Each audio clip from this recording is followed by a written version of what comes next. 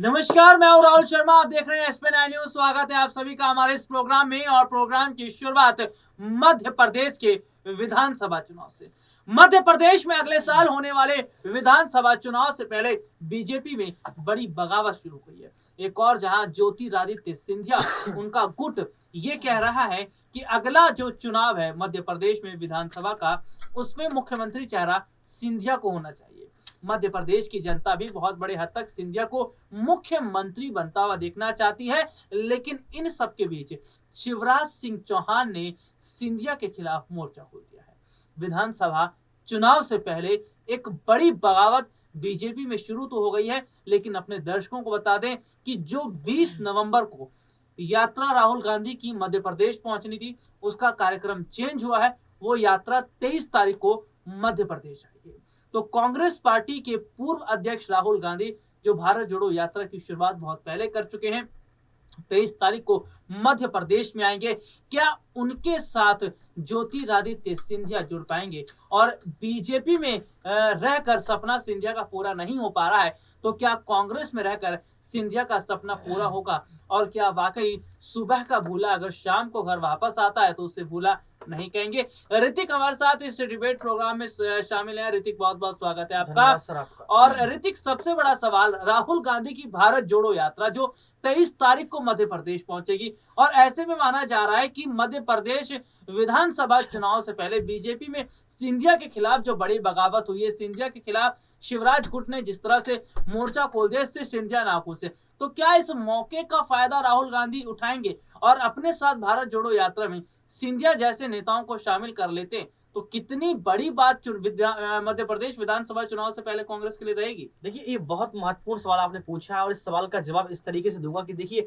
भारत जोड़ो यात्रा जो लगातार चल रही है और आप ये समझ सकते हैं कि लगभग 65 या 66 दिन उनका चल रहा है, और आपने कहा कि वो मध्य प्रदेश में प्रवेश करने वाली है।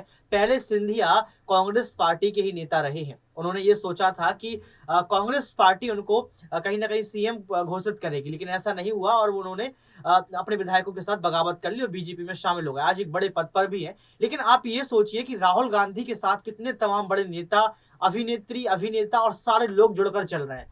पहले मैं ये सोच रहा था कि भारत जोड़ो यात्रा का इतना खास फर्क नहीं पड़ेगा, लेकिन भारत जोड़ो यात्रा की जो लगातार तस्वीरें आ रही हैं उसमें अभिनेत्री, अभिनेता, महात्मा गांधी के परपोते जैसे लोग भी शामिल हो रहे हैं। तो साफ तौर पर आप ये देखिए कि राहुल गांधी बिल्कुल चाहेंगे कि सिंधिया उनके साथ आए, और अगर सिंधिया भारत जोड़ो यात्रा में साथ में नजर आएंगे तो आप समझ लेना कि आने वाले समय में अगर नरेंद्र मोदी की पार्टी ने या बीजेपी पार्टी ने उनको बड़ा पद नहीं दिया या फिर मध्य प्रदेश का सीएम घोषित नहीं किया, तो वो फिर से बगावत कर जाएंगे और फिर से आप यहाँ पर कांग्रेस पार्टी में आ जाएंगे। आपको साफ तौर पर यह देखना होगा कि किस तरीके से अभी भारत जोड़ो यात्रा में लोग शामिल हो रहे हैं और बढ़ चढ़कर हिस्सा ले रहे हैं। तो आप देखिए, गुलाम नबी आजाद का हम जिक्र कर लेते हैं। गुलाम नबी आजाद ने साफ तौर पर भारत जोड़ो यात्रा और राहुल गांधी की तारीफ की, जबकि उनकी डेमोक्रेटिक जो पार्टी है, आजाद पार्टी, उसका नाम भी उन्होंने चेंज कर दिया है, प्रोग्रेसिव डेमोक्रेटिक आजाद पार्टी नाम रख दिया है। इसके बावजूद भी आज वो तारीफ जो कर रहे हैं वो राहुल गांधी की और भारत जोड़ो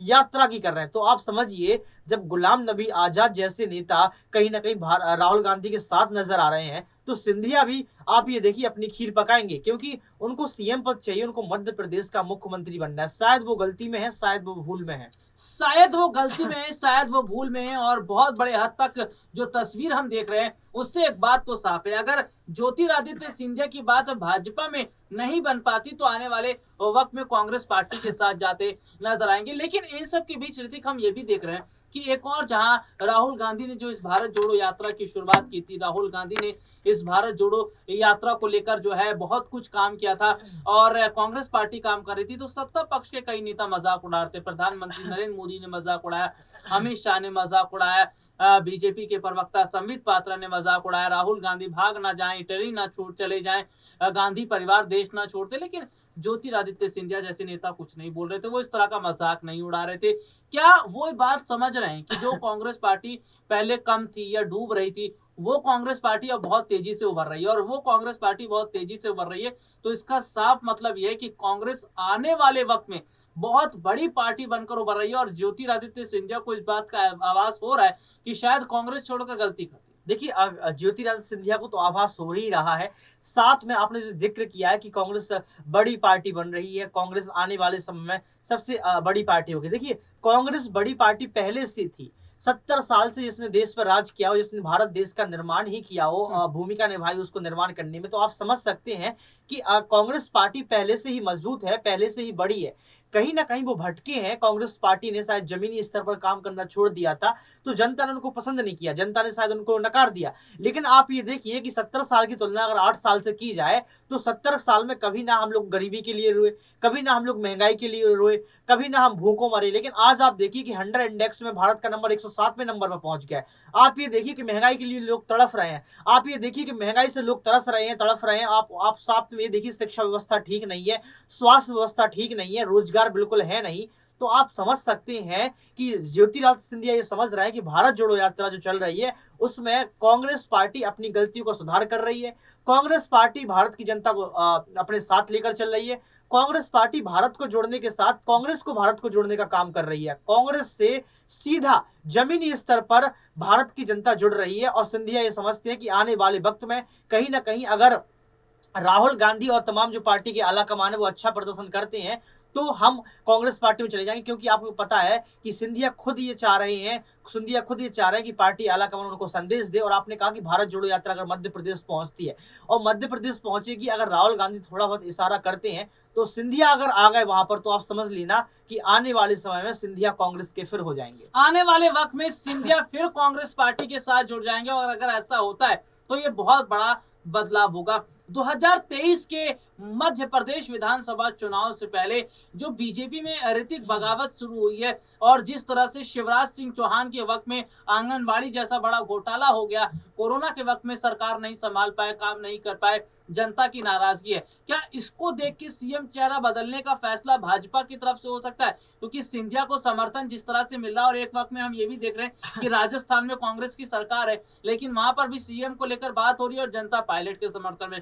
तो मध्य प्रदेश की जनता का झुकाव भी सिंधिया की तरफ है। उसे देखकर बीजेपी आला कमान सिंधिया को क्या पहले ही मुख्यमंत्री को लेकर ऐलान कर सकती है? देखिए, आज सिंधिया एक बड़ा चेहरा है।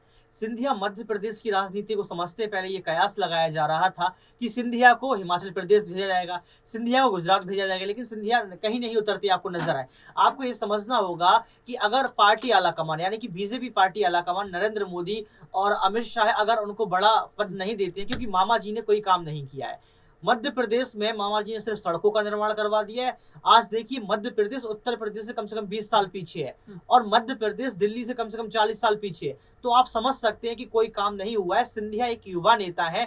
अगर बीजेपी बदलाव नहीं करती है, बीजेपी सीएम चेहरा के तौर पर सिंधिया को नहीं आगे लाती है, तो आने वाले समय में सिंधिया वही करेंगे जो कांग्रेस के साथ किया था। आप देख लीजिए, बीजेपी को छोड़ के फिर कांग्रेस में आएंगे और पार्टी का निर्माण करेंगे और देखना आने वाले समय में विधानसभा में 10 साल के अंदर सिंधिया आपको सीएम बने दिखेंगे। तो ये देखा जा रहा है कि भले ही भाजपा में सपना ना पूरा हो पाए, लेकिन कांग्रेस में दोबारा वापसी होती है तो वहां सीएम बनने के उनके ज्यादा चांस बनते नजर आ रहे हैं। इस के बीच अपने दर्शकों को बता दें, मध्य प्रदेश चुनाव को लेकर एक और जहां कांग्रेस पार्टी की लगातार बड़ी तैयारियां दिखती नजर आ रही हैं, तो वहीं भाजपा की तरफ से भी बड़ी तैयारियां देखी जा रही है। हालांकि देखना होगा कि कौन किस पर भारी पड़ेगा। लेकिन ऋतिक, मेरा सवाल रहेगा, राहुल गांधी की भारत जोड़ो यात्रा का फर्क कितना राजस्थान, मध्य प्रदेश और छत्तीसगढ़ में देखने को मिलेगा? राजस्थान में तो मिल ही रहा है। आपने साफ तौर पर देखा, महाराष्ट्र में देखा आपने किस तरीके से महिलाएं जो है इंदिरा गांधी के जन्मदिन पर और जयंती पर शामिल हुई। और आज भी मैंने तस्वीर देखी जिसमें तमाम बड़ी अभिनेत्री, आकांक्षा जैसी अभिनेत्री, रश्मि देसाई जैसी अभिनेत्री